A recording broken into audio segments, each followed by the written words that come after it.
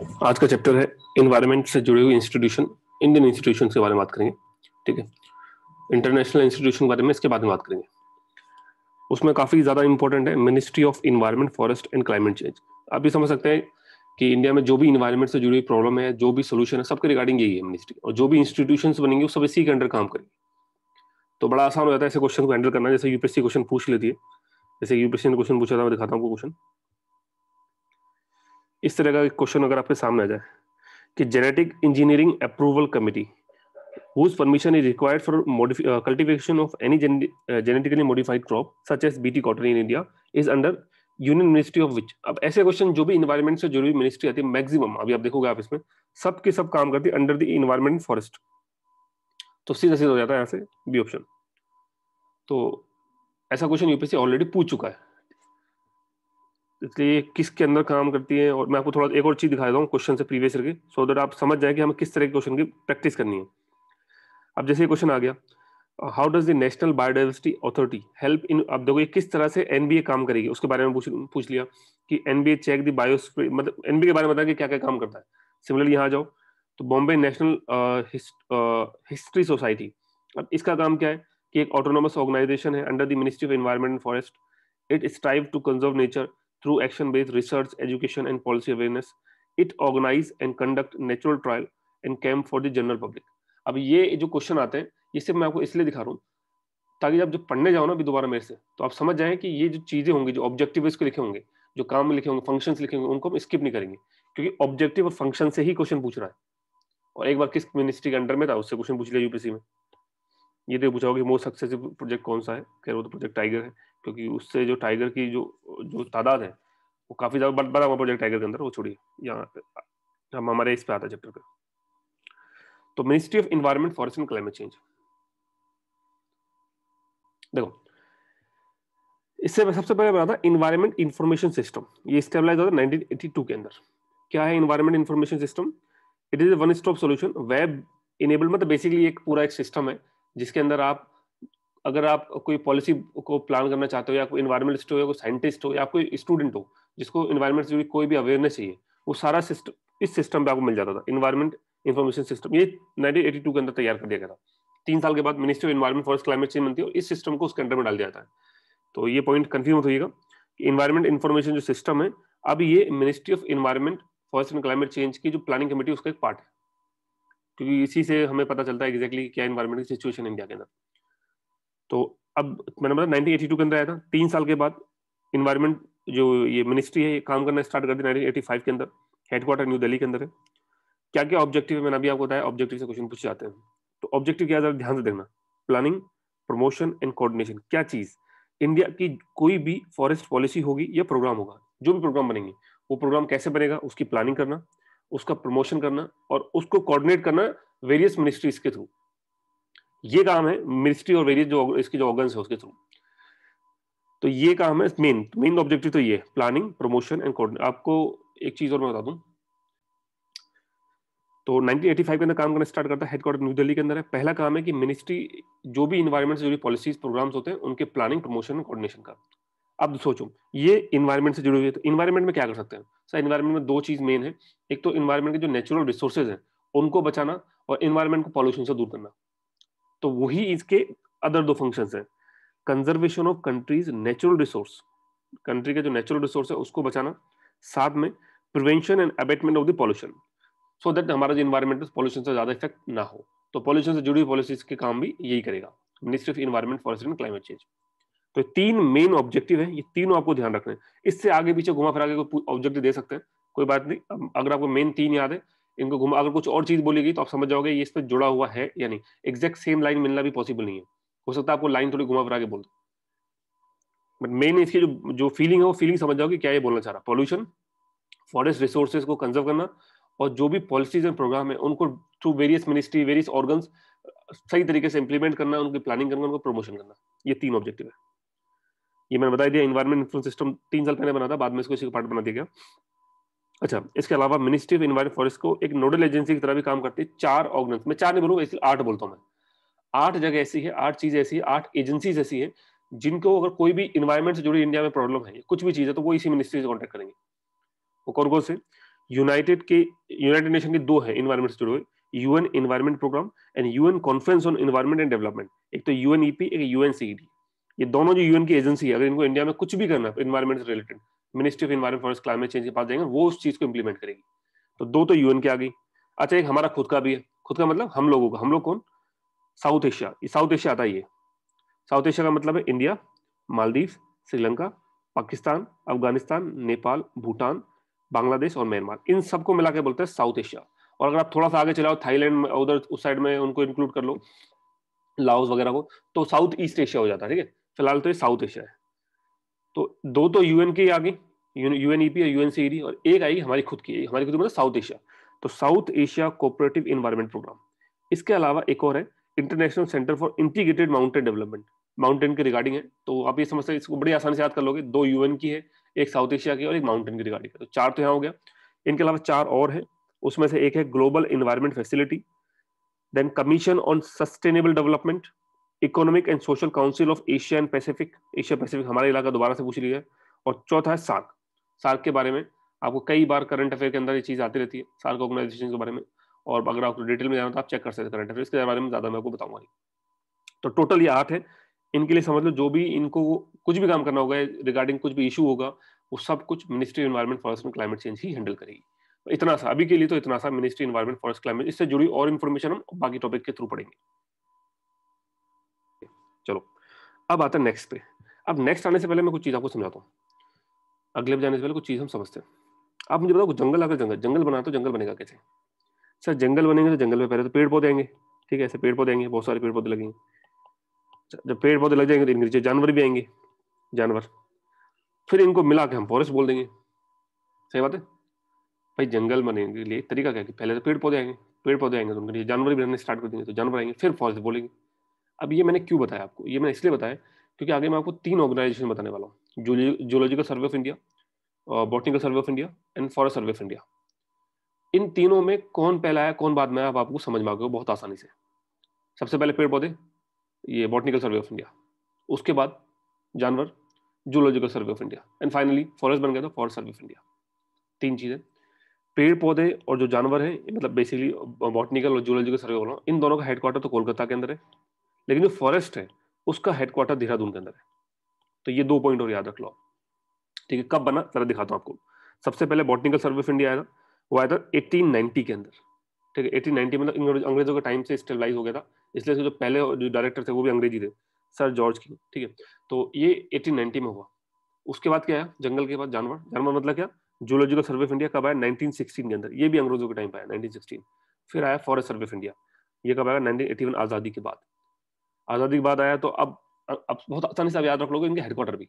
आजादी के बाद आया तो अंग्रेजों के टाइम पे कोलकाता ही उनका हेड सेंटर था। अब इंडियंस आ गए, अब इंडिया के लिए कोलकाता की इतनी वैल्यू रही नहीं पहले के बराबर। ठीक है, तो अब हमें दिल्ली तो रख नहीं सकते, दिल्ली में फॉरेस्ट जैसा कुछ है नहीं। कोलकाता जाएंगे नहीं, फिर कहाँ चलेंगे? बढ़िया जगह जाओ जब एक्चुअल में फॉरेस्ट एग्जिस्ट करते हैं। उत्तराखंड, उत्तराखंड में कहाँ? देहरादून। तो इस तरह से आप याद कर लीजिए, तीनों के तीनों ही ministry of environment and forest and climate change के अंडर में। तो 3 पॉइंट आप स्टार्टिंग आपको याद होगी, कौन आया, कब आया, कहाँ पे सेंटर है, और तीनों किसके अंडर में काम करते हैं। ठीक है, चलिए अब एक एक करके पढ़ लेते हैं। पहले बॉटनिकल सर्वे ऑफ इंडिया को पढ़ लेते हैं।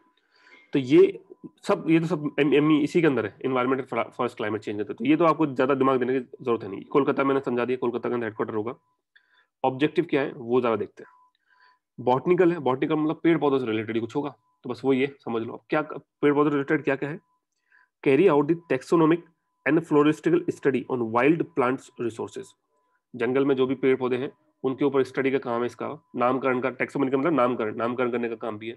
दूसरा, inventory of endemic rare and threaten plant species. जो भी इन्वेंट्री का मतलब होता है लिस्ट, एक कंप्लीट जो एक पूरा कंपाइल करके लिस्ट होती है उसको बोलते हैं इन्वेंट्री। तो अभी इन्वेंट्री भी, और दूसरा नहीं इन्वेंट्री, आई थिंक मैं इन्वेंट्री गलत बोल रहा हूँ। तो इन्वेंट्री नहीं मतलब सेम है। इन्वेंट्री का मतलब वही है जो बता लिस्ट बनाते हैं endemic rare and threaten species की, वही जो प्लांट वाली। ये प्लांट से रिलेटेड है, फोना नहीं है। फ्लोरा फोना 2 चीज होती है। ठीक है, रिकॉर्ड ऑन कर दिया मैंने। Then evolving conservation strategy, study on the fragile ecosystem in protected area. अब आप देखोगे इसमें कि ये एक ऐसे ऑब्जेक्टिव है जो याद रखना ऑलमोस्ट इम्पॉसिबल मान लो कि आप बोलोगे एकदम चारों एकदम लाइन टू लाइन याद कर ले, पॉसिबल ही नहीं है। एग्जाम में आपको चारों याद ही नहीं होंगे। तो हमें कैसे करना है? अगर एग्जाम में ऑब्जेक्टिव पूछ ले तो फीलिंग समझनी है।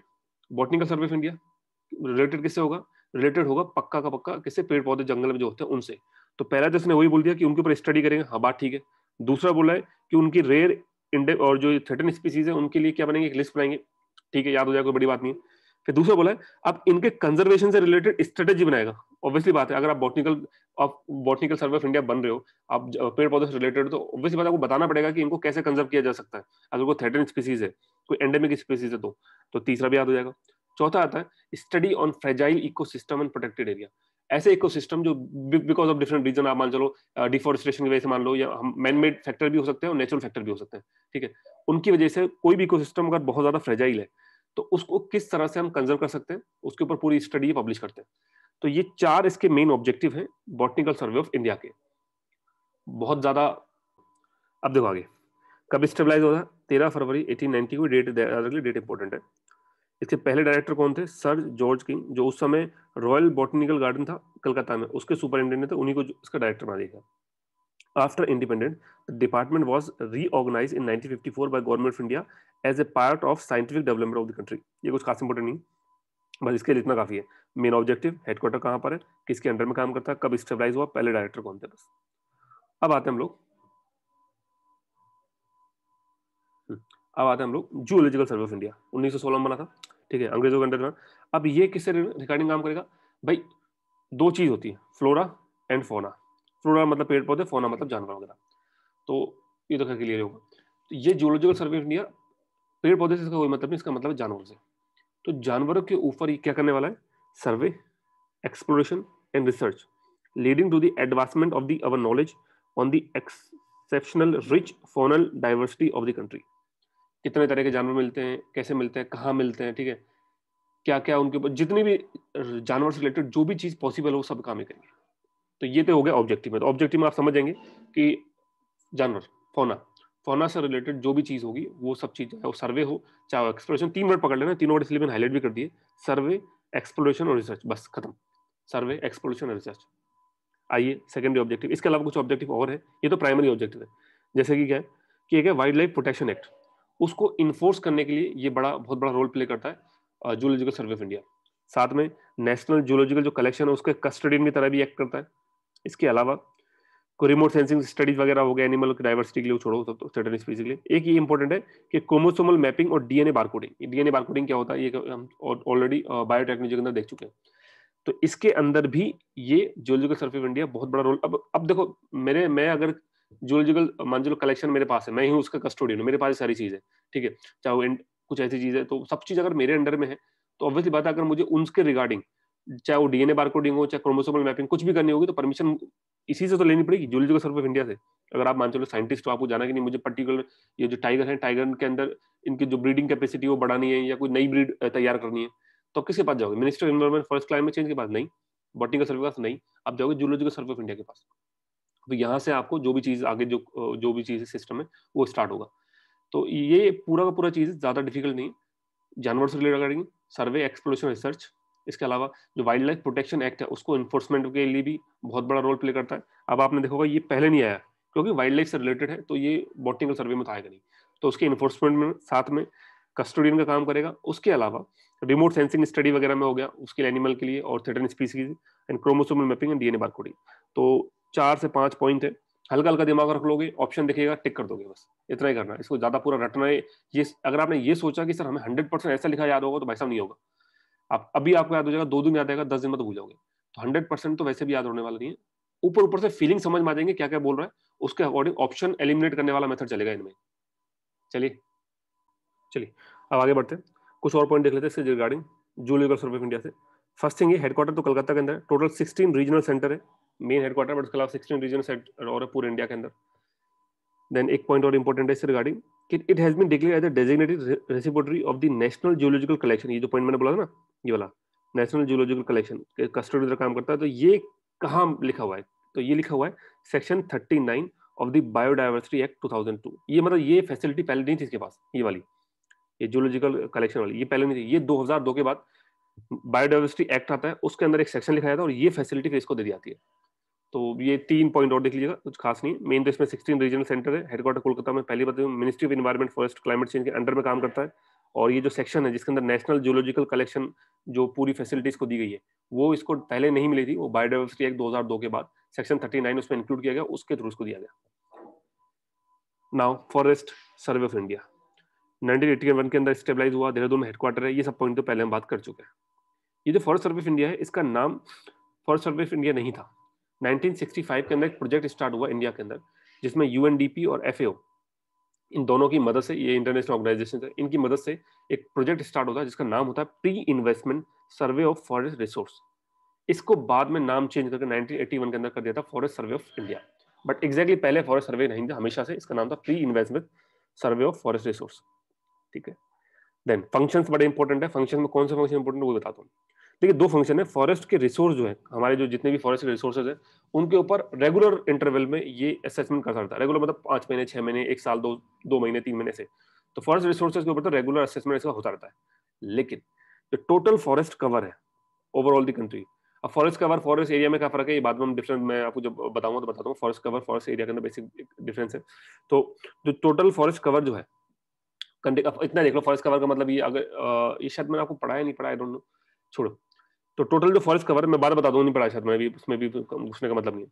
जो टोटल फॉरेस्ट कवर है उसके ऊपर हर 2 साल में स्टडी पब्लिश करता है, वो भी डायरेक्ट ऐसे नहीं, सैटेलाइट के थ्रू। सैटेलाइट डेटा पूरा कंट्री का इमेजिन करता है। सैटेलाइट में पता पूरे पेड़ पौधे आ जाते हैं ऑटोमेटिक, ग्रीन ग्रीन ग्रीन पूरा दिख जाता है, कहाँ ग्रीन है कहाँ। तो वो कवर आप समझ ही गए होंगे कि कितना इलाका जो है, जो जंगलों ने पेड़ पौधों ने कवर कर रखा है। तो वो पूरा सैटेलाइट मैपिंग के थ्रू पता चल जाता है।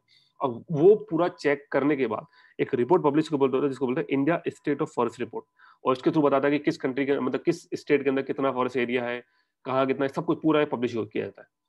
हर कंट्री के अंदर, हर स्टेट के अंदर फॉरेस्ट एरिया बताता है, साथ में किसके अंदर फॉरेस्ट एरिया में इजाफा हुआ है, किसके अंदर फॉरेस्ट एरिया के अंदर कमी आई है, वो भी बताता है।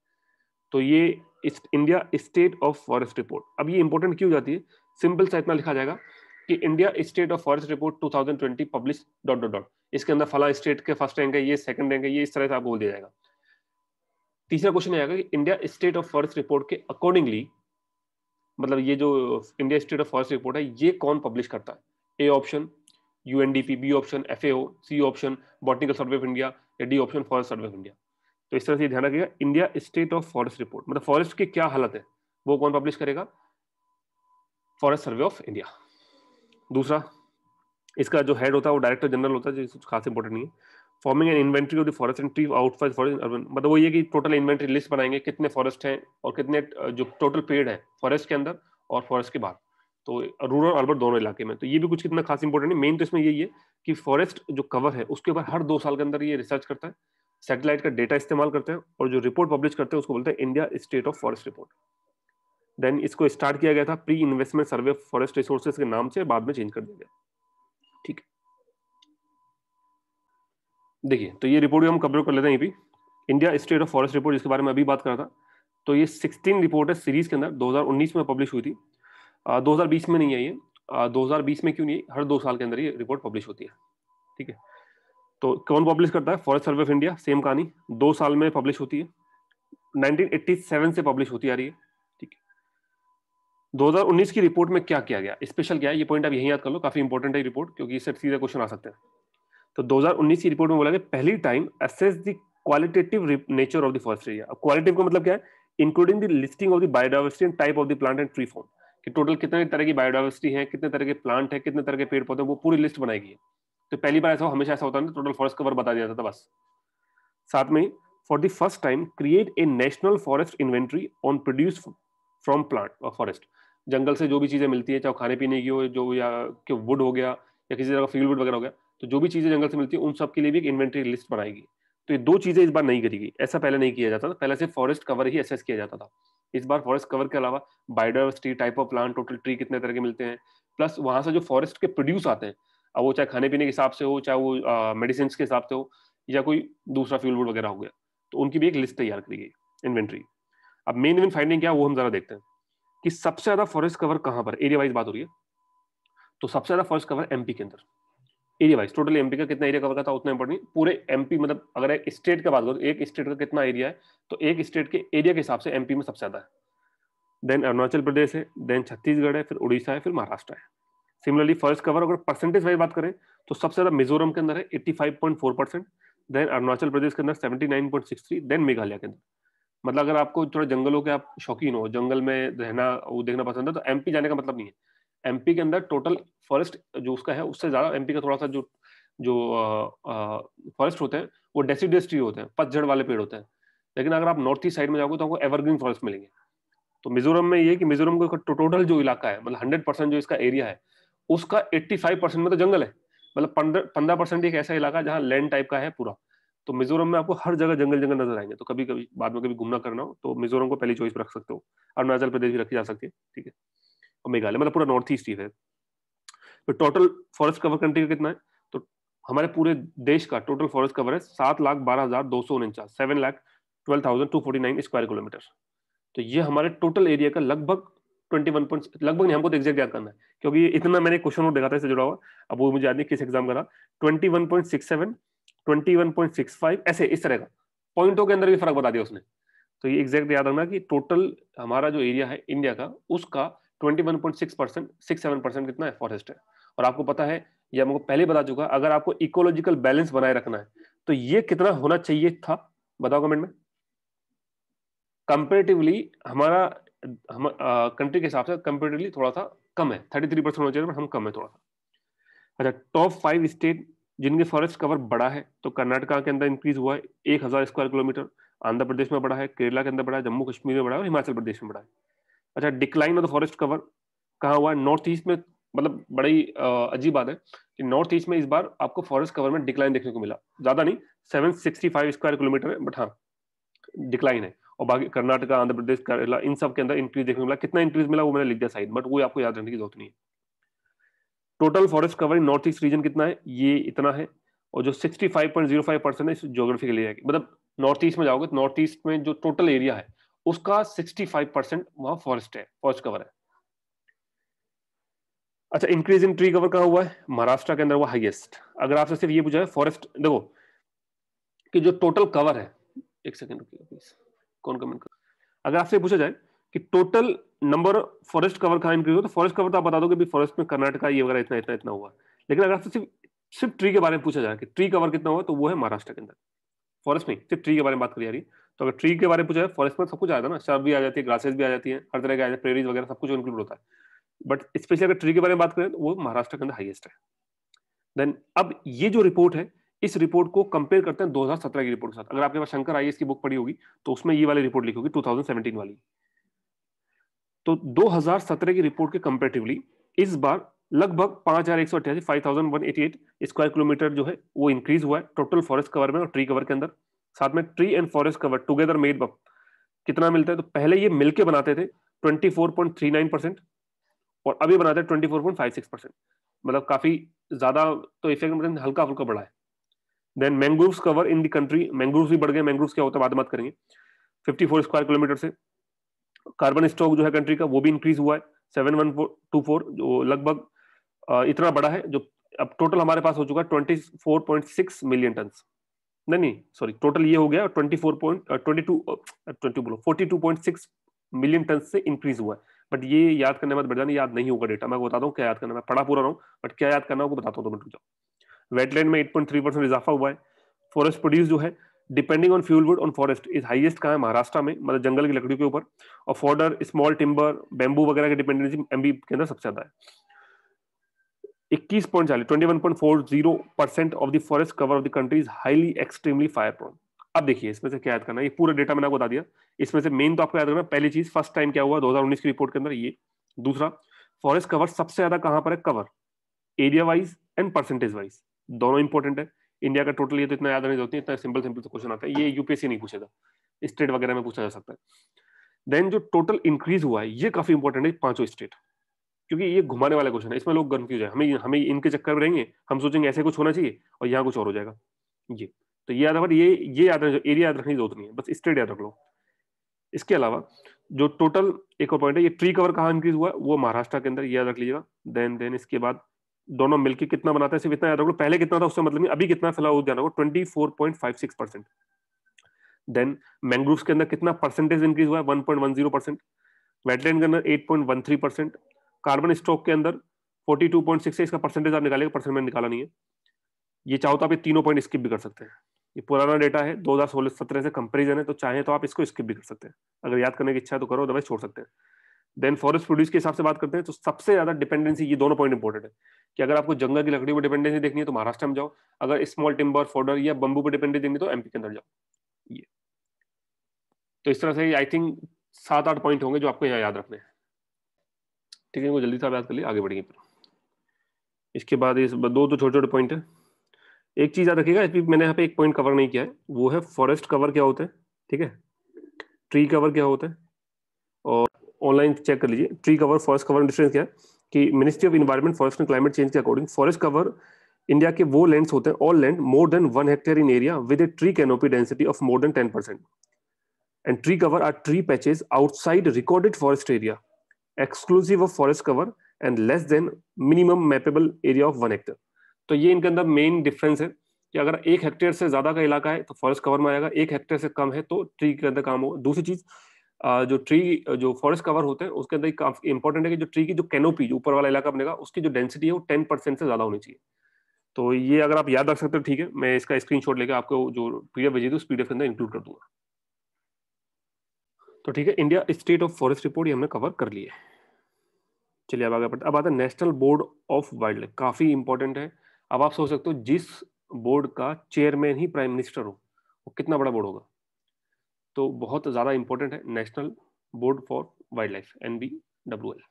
अब क्या है, इसको बनाया गया था वाइल्ड लाइफ प्रोटेक्शन एक्ट के अंदर। एक सेकेंड। तो national board of wildlife, तो मैं बता रहा था कि बहुत ज्यादा इंपॉर्टेंट बोर्ड है क्योंकि जिसका चेयरमैन ही प्राइम मिनिस्टर हो, आप समझ सकते हैं उसकी इंपॉर्टेंस। अब ये क्या करेगा, सोचिए, देखिए आप इसको लिंक कर सकते हैं national board of wild life को अंबानी और अडानी से, अंबानी एंड अडानी। आप बोलोगे sir national board of wild life में अंबानी अडानी, वो थोड़ी ना कोई जानवर वानवर है कि ऐसा थोड़ी ना कि आपने, भाई अंबानी अडानी है, कोई कुत्ते शेर थोड़े ना, तो उनको कहाँ से लिंक कर रहे हो आप इनसे। नहीं, मैं वैसे लिंक नहीं कर रहा हूँ, मैं दूसरे तरीके से लिंक कर रहा हूँ। अब आप क्या सोचो, प्राइम मिनिस्टर भी हैं, अंबानी भी हैं, अडानी भी हैं, तो क्या हो सकता है, गैस करो। मतलब चलो नीचे में पॉइंट अगर छुपा दो तो गैस करो क्या हो सकता है। अंबानी अडानी से कैसे लिंक करना है मैं बताता हूँ आपको। अंबानी अडानी दोनों क्या है, सही तो बिजनेसमैन, इनका काम तो बिजनेस करना है, बिल्कुल सही बात है। ऐसे और भी बहुत सारे बिजनेसमैन होंगे। अब ये डालेंगे फैक्ट्री, फैक्ट्री डालेंगे कहाँ डालेंगे। अब सोच देखो, अगर शहर में फैक्ट्री डालने लगे तो बर्बाद है क्योंकि जमीनें बहुत महंगी है, दूसरा पॉल्यूशन का भी दिक्कत है। तो ये फैक्ट्री डालेंगे जंगल में या ऐसी जगह में जो रिहायशी इलाकों से दूर हो थोड़े से, वहां डालेंगे फैक्ट्री, तो वो तो जंगल में आ जाएंगी।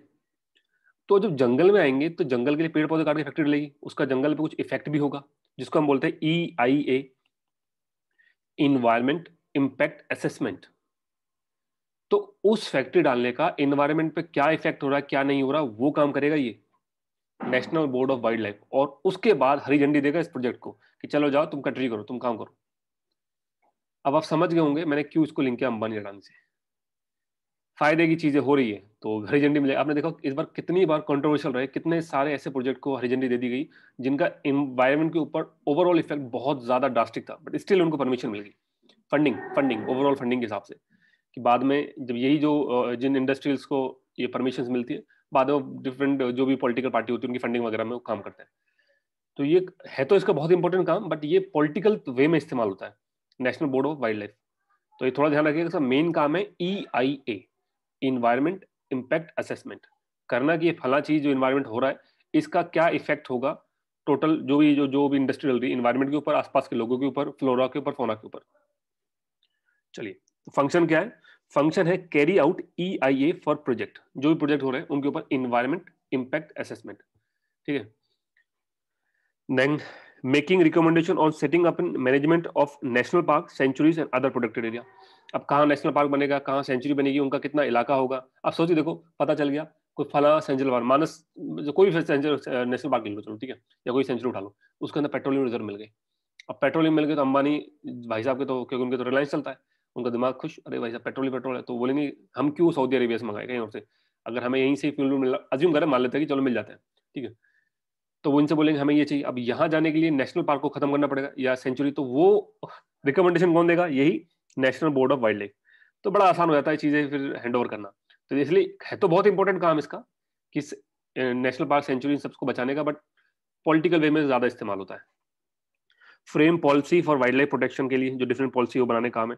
इसके अलावा ये काफी इंपॉर्टेंट है कि स्टेट ऑफ वाइल्ड लाइफ, अभी आपने देखो 2 मिनट पहले कौन सी रिपोर्ट पढ़ी थी, स्टेट ऑफ फॉरेस्ट। तो स्टेट ऑफ फॉरेस्ट कौन पब्लिश कर रहा था, फॉरेस्ट सर्वे ऑफ इंडिया। लेकिन जब स्टेट ऑफ वाइल्ड लाइफ आएगा तो वाइल्ड लाइफ पब्लिश करेगा national board of wildlife. तो ये जो पर्टिकुलर रिपोर्ट है स्टेट ऑफ वाइल्ड लाइफ, ये पब्लिश होती है NBWL। इसके अलावा no state can alter a tiger reserve without an approval of this body, कि अगर आपको कोई टाइगर रिजर्व बना रखा है उसको आपको चेंज भी करना, ऊपर नीचे आगे पीछे नहीं कर सकते जब तक आप इस बोर्ड के अप्रूवल नहीं मिलता। तो ये टाइगर से जुड़ा हुआ है, टाइगर कंजर्वेशन से रिगार्डिंग। टाइगर कंजर्वेशन बहुत इंपॉर्टेंट है क्योंकि टाइगर हमारी फूड चेन के अंदर, आपने देखा होगा फूड चेन के अंदर सबसे टॉप मोस्ट पोजिशन एक्वायर करता है, ठीक है, कार्निवोरस होता है, सबसे टॉप मोस्ट पोजिशन एक्वायर करता है और ये बहुत जरूरी है। आपने देखा ना 2 तरह की स्पीसीज बताए, की स्टोन स्पीसीज, फाउंडेशन स्पीसीज। तो ये पहले बताओ टाइगर की स्टोन स्पीसीज में आता है, फाउंडेशन स्पीसीज में, बताओ जरा। हम इसको बेटर कैटेगराइज कर सकते हैं की स्टोन के अंदर और एम्ब्रेला स्पीसीज के अंदर, ठीक है। तो की स्टोन स्पीसीज की भी तरह भी है और एम्ब्रेला, तो काफी इंपॉर्टेंट है हमारी फूड चेन के अंदर और इन्वायरमेंट इकोसिस्टम, एक इकोसिस्टम को मैनेज करने के, इसलिए टाइगर के ऊपर इतना ध्यान दिया जाता है। तो अगर टाइगर रिजर्व में कुछ भी आगे पीछे आप कर रहे हो तो उसके लिए आपको इसकी परमिशन चाहिए। तो इसलिए काफी ज्यादा इंपॉर्टेंट बोर्ड है national board of wild life. Normally तो क्या होता है, यूनियन मिनिस्ट्री ये सबसे ऊपर होती है environment, forest and climate change के लिए, लेकिन इस बार तो उसका खुद का मिनिस्टर भी वाइस चेयरमैन है, मेन चेयरमैन तो कौन है, प्राइम मिनिस्टर है। क्योंकि अगर सोचो ये बंदा चेयरमैन बना दिया, इसके अंबानी अडानी से रिश्ते अच्छे ना हो तो उनके प्रोजेक्ट को एजेंडे नहीं देगा, तो दिक्कत हो जाएगी। तो प्राइम मिनिस्टर साहब क्या बोलेंगे। चलिए आगे बढ़ते हैं। नेशनल टाइगर कंजर्वेशन अथॉरिटी, तो इसके बारे में बात करते हैं। ये एक स्टैट्यूटरी बॉडी है। अब स्टैट्यूटरी बॉडी में क्या फर्क होता है, देखिए स्टैट्यूटरी बॉडी ऐसी बॉडी होती है जो कॉन्स्टिट्यूशन में लिखी हुई नहीं होती। दो तरह की बॉडी होती है, एक होती है कॉन्स्टिट्यूशनल बॉडी, एक होती है स्टैट्यूटरी बॉडी। कॉन्स्टिट्यूशनल बॉडी वो जो कॉन्स्टिट्यूशन में लिखी हुई है, जो कॉन्स्टिट्यूशन के थ्रू बन रही है, जैसे कि supreme court of India, high court of India, Lok Sabha, Rajya Sabha, ये सब कॉन्स्टिट्यूशन अंदर मेंशन है, कैग हो गया, ठीक है। अब आता है स्टैट्यूटरी बॉडी, ये वो बॉडी होती है जो कॉन्स्टिट्यूशन अंदर मेंशन नहीं होती, लेकिन इनको बनाने के लिए पावर कॉन्स्टिट्यूशन से ली जाती है। मतलब कोई एक्ट बनाए जाते हैं लोकसभा राज्यसभा के अंदर, उन एक्ट को पास किया जाता है, उस एक्ट के अंदर ये बॉडी क्रिएट की जाती है। तो ये होती है स्टैट्यूटरी बॉडी। तो ये दोनों में बेसिक फर्क है। कॉन्स्टिट्यूशन बॉडी कॉन्स्टिट्यूशन के अंदर लिखा होता है, मेंशन है, वहां से डायरेक्टली बन जाती है, कोई दिक्कत ही नहीं है। मैंने बताया जैसे हाई कोर्ट, सुप्रीम कोर्ट और Lok Sabha Rajya Sabha. Statutory body constitution में इनके बारे में कोई मेंशन नहीं है, ये एक्ट पास करके उनके अंदर बनाई जाती है। तो ये एक स्टैट्यूटरी बॉडी है जिसको किस एक्ट से बनाया गया था, वाइल्ड लाइफ प्रोटेक्शन एक्ट 1972 से, टाइगर से रिगार्डिंग है। ये मिनिस्ट्री एनवायरमेंट सब सारे इसी के अंदर आने वाली है, इसी के अंदर काम कर रही है। अच्छा, इसके मेंबर क्या है, चेयरमैन, इस बार इसकी चेयर किसके पास चली, ministry of environment forest climate change. क्योंकि टाइगर से आप जानते हो टाइगर में कुछ खास फायदा होने वाला नहीं अंबानी अडानी को, तो उन्होंने कहा चलो छोड़ो, PM साहब ने बोला छोड़ो यार तुम ले लो। तो इस बार वापस से मिनिस्ट्री एनवायरमेंट। इसके अलावा 3 MPs होते हैं, 2 लोकसभा से, 1 राज्यसभा से, 8 एक्सपर्ट को भी शामिल किया जाता है टोटल इसके कमेटी के अंदर। जो सेक्रेटरी होते हैं वो होते हैं इंस्पेक्टर जनरल ऑफ फॉरेस्ट, जो इंचार्ज होते हैं प्रोजेक्ट टाइगर के। तो ये कुछ है इसके मेंबर्स के बारे में लिस्ट है।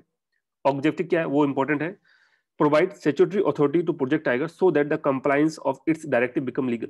अब प्रोजेक्ट टाइगर के अंदर जो भी चीजें बोली गई है उसको फुलफिल करने के लिए आपको एक टीम की रिक्वायरमेंट होगी, ठीक है। तो वो टीम की रिक्वायरमेंट जो स्टैट्यूटरी, मतलब जो एक्ट के अंदर लिखी हुई है, वो अथॉरिटी ये प्रोवाइड करते हैं। मतलब वो जो टीम है या बोलो वो जो अथॉरिटी है प्रोजेक्ट टाइगर के अंदर जो उसको इंप्लीमेंट करेगी, प्रोजेक्ट टाइगर के रिगार्डिंग जो भी ऑब्जेक्टिव को फुलफिल करेंगे, वो होती है ये नेशनल टाइगर कंजर्वेशन अथॉरिटी। एक अथॉरिटी लिखा जरूर, बट अथॉरिटी का मतलब एक अकेला बंदा नहीं, आप देख सकते हैं कितने सारे मेंबर इसके अंदर, ठीक है, ये लिखे हुए आपके सामने। इसके अलावा कुछ और पावर फंक्शंस भी है। पावर है पहले बात अप्रूव करना टाइगर कंजर्वेशन प्लान को, जो भी स्टेट गवर्नमेंट बना रहा है कि भैया मैंने टाइगर, मान के चलो कहीं पे टाइगर रिजर्व है, अज्यूम करते हैं गुजरात के अंदर लेते हैं, तो गुजरात के अंदर टाइगर रिजर्व है ही गुजरात के अंदर, ठीक है, गिर फॉरेस्ट जो है, तो गुजरात के अंदर टाइगर रिजर्व है, अब मान लेते हैं, मतलब फॉरेस्ट के अंदर टाइगर मौजूद है। तो अगर वहां उसको कुछ और उसने ऊपर नीचे कुछ किया, कुछ प्लान लेके गया, तो प्लान लेके जाने के किसके पास जाएंगे, इसी टाइगर कंजर्वेशन अथॉरिटी के पास, और ये उसको अप्रूव करेगा, finally ministry of environment forest climate change उसके ऊपर मोहर लगाएगी। इसके अलावा डिस अलाउ करेगा any ecological unsustainable land use such as mining, industry, other project within tiger reserve. Thereafter estimation of the population of tiger, कितने हैं कितने नहीं है, उनके ऊपर सर्वेलेंस वगैरह पूरा काम होता है। इंश्योर क्रिटिकल सपोर्ट, जो भी आपकी रिक्वायरमेंट है, चाहे वो साइंटिफिकली हो, चाहे वो टेक्निकल हो, चाहे वो लीगल सपोर्ट हो, अगर आपको लीगल सपोर्ट मतलब कोर्ट वगैरह में केसेस वगैरह लड़ने हो उसके रिगार्डिंग, तो वो सब कुछ वो भी ये प्रोवाइड करता है। इसके अलावा facilitating ongoing capacity building programme, बढ़ाना है आपको टाइगर में, अब वो इंटरब्रीडिंग करनी हो या कहीं से जंगल से लेके कहीं और पहुंचाना हो, नॉर्थ ईस्ट से लेके गुजरात में लेके आना हो, या कोई साउथ अफ्रीका से कोई टाइगर को लेके आए, पॉपुलेशन गुजरात में शिफ्ट करनी हो, वो सारा काम इसके अंडर में होता है। तो ये है total power and function national tiger conservation authority के बारे में। ठीक है, ये सारे पॉइंट हो गए। मैंने थोड़ा सा स्क्रीन छोटी कर दिया आप लोगों को याद करने के लिए। आ गया था आता national afforestation and eco development board. अब ये कुछ इतना कुछ खास इंपॉर्टेंट है नहीं, ठीक है, बट फिर भी 1992 के अंदर सेटअप किया गया था। किसके लिए रिस्पॉन्सिबल है? दोबारा से पेड़ पौधे लगाने के, नाम से बता दो, नेशनल एफोरेस्टेशन, दोबारा से पेड़ पौधे लगेंगे, ट्री प्लांटेशन के लिए, इकोलॉजिकल रिस्टोरेशन के लिए, इको डेवलपमेंट एक्टिविटीज के लिए। अब देख लो सारे पॉइंट एक ही है, एफोरेस्टेशन ना पेड़ पौधे लगाना, ट्री प्लांटेशन बात वही बात आ गई, इकोलॉजिकल रिस्टोरेशन मतलब वापस से इकोलॉजी को आप रिस्टोर कर रहे हो तो वापस सेम चीज आ गई, और इको डेवलपमेंट एक्टिविटी में सेम ही बात है सारा कंट्री के अंदर, तो ये कुछ खास इंपॉर्टेंट नहीं है। डेट याद आ सकते हैं 1992 के अंदर सेटअप किया गया था। अच्छा, एक चीज इंपॉर्टेंट है इसकी, ये स्पॉन्सर करते हैं रिसर्च को, जो भी जो फॉरेस्ट डिग्रेड हो रहे हैं, ये फॉरेस्ट मतलब जो डिफॉरेस्टेशन हो रहा है उसके ऊपर कोई अगर ऑर्गेनाइजेशन आती है, कोई इंस्टीट्यूशन आती है कि हमको रिसर्च करना है, तो उसके लिए उसका पैसा चाहिए, जो फंडिंग चाहिए, वो फंडिंग प्रोवाइड करेगा ये national afforestation eco development board. But ये 2 पॉइंट आप थोड़ा थोड़ा दिमाग में रख लोगे काम हो जाएगा, इसके लिए मैं आपको याद करने के लिए मौका नहीं दूंगा, आगे बढ़ते हैं। अब ये काफी इंपॉर्टेंट है, बहुत ज्यादा इंपॉर्टेंट है, compensatory afforestation fund management and planning authority, Campa. अब कैंपा क्या है? मैंने एक इंडस्ट्री लगाई मान लीजिए देहरादून के अंदर। अब देहरादून में इंडस्ट्री की वजह से क्या हुआ, 1000 पेड़ काट दिए गए, 5000 स्क्वायर किलोमीटर एरिया के में जो भी पेड़ तो काट दिए गए। तो उनकी वजह से जो नुकसान हुआ है, जो पैसा जो जनरेट होता है नहीं भी होता, तो उसकी एक पेनल्टी होती है जो इनको उस इंडस्ट्री के ऊपर लगाई जाएगी, और वो पैसा उसको बोलते हैं कंपनसेटरी एफोरेस्टेशन, दोबारा से उस पैसे को देंगे इस अथॉरिटी के ऊपर, फंडिंग देंगे, और उस पैसे को इस्तेमाल करेंगे वो बाकी जगह पेड़ पौधे लगाने के लिए। ये मेन इसका मकसद है कि कोई भी इंडस्ट्री अगर कहीं पे फॉरेस्ट को खत्म करती है तो उनसे उसकी जगह कंपनसेशन लिया जाता है, और वापस से उसी तादाद में कहीं और दूसरे इलाके के अंदर ऐसी जगह जहां फॉरेस्ट मौजूद नहीं थे वहां फॉरेस्ट डेवलप किया जाता है। तो अगेन ये वापस से ministry of environment forest climate change ने बनाया था इसको, कंपनसेटरी एफोरेस्टेशन फंड एक्ट के थ्रू बनाया गया था, जो 2016 में पास हुआ था, लेटेस्ट है, ज्यादा पुरानी नहीं है, क्योंकि इंडस्ट्री अभी इंडिया के अंदर बहुत ज्यादा फल फूल रही है, पहले इतना ज्यादा फोकस नहीं किया जाता। दूसरा, सीएफ को मैनेज कौन करता है, मतलब सीएफ मतलब कौन सा, कंपनसेटरी एफोरेस्टेशन फंड, इसको मैनेज करता है कैंपा। कैंपा मतलब ये वाला जो अथॉरिटी है वो। इसमें 2 तरह के हैं, एक तो है नेशनल सीएफ, एक है स्टेट सीएफ। मान लो उत्तराखंड के अंदर है, उत्तराखंड में कोई जंगल कट गए, तो टोटल कॉस्टिंग आ गई 100 करोड़। अब 100 करोड़ रुपए उठा के दे दिए किसने, जो भी इंडस्ट्री लगे, अंबानी भाई साहब ने उत्तराखंड को। अब वो पैसा कौन लेगा? 2 तरह के फंड होते हैं, एक तो होता है नेशनल सीएफ, एक होता है स्टेट सीएफ। भाई नुकसान तो स्टेट का ही हुआ है ना, मेन तो स्टेट उत्तराखंड के पिट गए। अब तुम उत्तराखंड से पैसे लेके भले तुम कुछ भी कर लो, तो अब स्टेट वाइज और नेशनल वाइज दोनों तरह से फंड क्रिएट किया जाता है, लेकिन जो टोटल पैसा आता है 100 करोड़, उसका 90% दिया था स्टेट को, 10% पहुंचता है नेशनल में। अब नेशनल में 10% दिया, सो दैट वो भी अगर आप चाहें तो ये जो भी एफोरेस्टेशन की प्रोसेस हुई इसको आप कहीं और भी कर सकते हैं, दूसरे स्टेट में, अदर स्टेट के अंदर भी कर सकते हैं, या जो आसपास की जो बाउंड्री है वहां भी कर सकते हैं। तो याद रखना टोटल जो पैसा आएगा उसका 90% स्टेट को मिलेगा हमेशा, ये लिखा भी होगा शायद में कहीं, हाँ ये रहा, कि नेशनल सीएफ को सिर्फ 10 पैसा मिलता है, 10% मिलता है, और स्टेट को मिलता है 90% इस टोटल का। एक और पॉइंट, जो भी फंड रिसीव हो रहे हैं, फंड का काम क्या है, वही है कि दोबारा से पेड़ पौधे लगाना, जो नेट प्रेजेंट वैल्यू फॉरेस्ट की उसके ऊपर मिलता है, और अदर प्रोजेक्ट जो भी है उस पर। These funds receive payment for, किससे मिलता है, कंपनसेटरी एफोरेस्टेशन के लिए, net present value forest, other projects specify payment.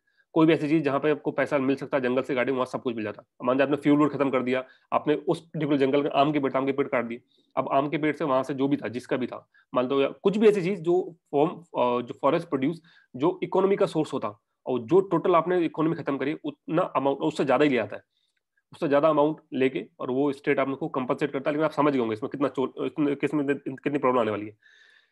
पैसा तो तुमने ले लिया, जंगल कर दिया, अब आपको पता है कि जंगल एकदम से तो उगते नहीं है, प्लस हमारे जो करप्शन वाली प्रोसेस है तो आपको पता ही अच्छे से कि किस तरह से मिनिस्टर से लेके पूरा एडमिनिस्ट्रेशन पैसा खाता है, तो इनडायरेक्टली ये नुकसान ही होता है, फायदा कभी नहीं होता इससे। एक और चीज है, according to act, a company diverting forest land must provide alternative land to take up compensatory afforestation. For afforestation, the company should pay to plant new trees in alternative land provided to the state. वही वाली बात है जो मैंने बताई आपको। तो इतना सा है ये compensatory afforestation management and planning authority, याद कर लो इसको जल्दी, इसको फटाफट पढ़ाइए, फिर आगे बढ़ते हैं, फिर नेक्स्ट जो भी होगा अगली क्लास में देखेंगे।